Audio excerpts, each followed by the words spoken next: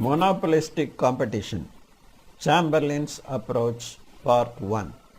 Proportional demand curve and perceived demand curve. This series consists of 5 parts.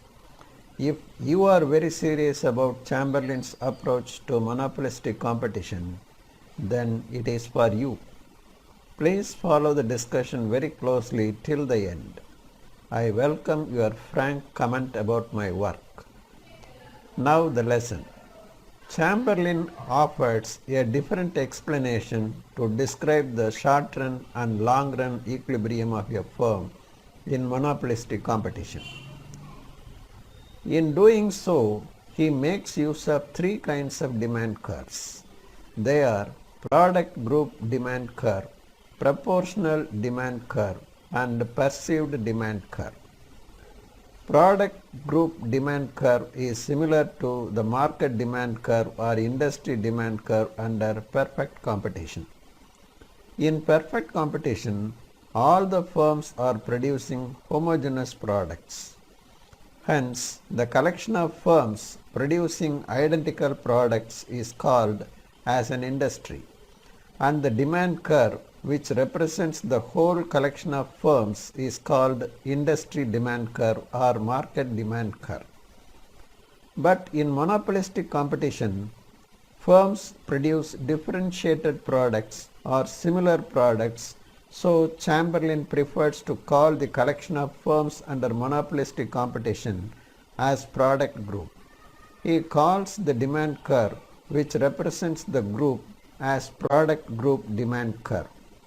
DG is the product group demand curve. This demand curve represents the entire market. Like the conventional demand curve, it also slopes negatively from left to right. It shows how much all the firms put together can sell various quantities at various prices. Let me give a simple numerical and graphic illustration for this. When the whole firms in the group reduce the price from 6 rupees to 4 rupees, the group demand expands from 600 units to 800 units. Similarly, when the whole firms increase the price from 4 rupees to 8 rupees, the quantity contracts from 800 units to 400 units. We shall now turn to proportional demand curve. Proportional demand curve is arrived at by assuming all the firms under monopolistic competition share the entire market equally. From this we can understand proportional demand curve of a firm is the market share of the product group demand curve. We can understand this point better by assuming there are only 4 firms in the monopolistic market. Then we can obtain the proportional demand curve like this. According to the graph, when the price is 10 rupees, the market share of a firm is 1/4 of 200 units, that is 50 units. At 8 rupees, the market share is 400 divided by 4, 100 units.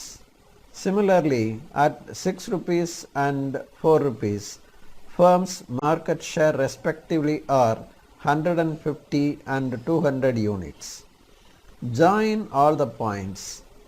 DD is the proportional demand curve of a firm. Proportional demand curve is the exact replica of product group demand curve proposed for a firm. It has the same slope as the product group demand curve. 3 important points to be noted about proportional demand curve are: 1. Each firm in the group has its own proportional demand curve. They are all identical. 2. When all the firms raise their price or reduce the price, an individual firm either moves up or moves down along the proportional demand curve. With entry of new firms into the group, the number of firms will increase.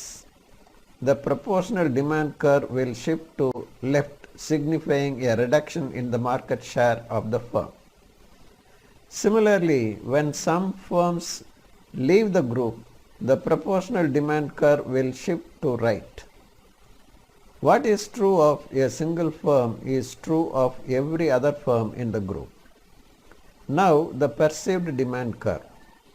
Perceived demand curve is one which is conceived by a firm by assuming other firms do not take any notice of its own action, like changing the quantity by altering the price of its product. Let me once again give a numerical example. Assume a firm is operating at point A on the proportional demand curve. It is selling 400 units at 8 rupees. Firm feels its product is facing relatively elastic demand in the market. Accordingly, it arrives at a demand curve DD which is more elastic than proportional demand curve. This is perceived demand curve. A firm would like to operate along this perceived demand curve. Okay. Can a firm operate along the perceived demand curve as it wishes? Why Chamberlin uses proportional demand curve and perceived demand curve in his analysis? Would you like to know the answers for these questions? If yes, please visit part 2 of this series. We shall meet again.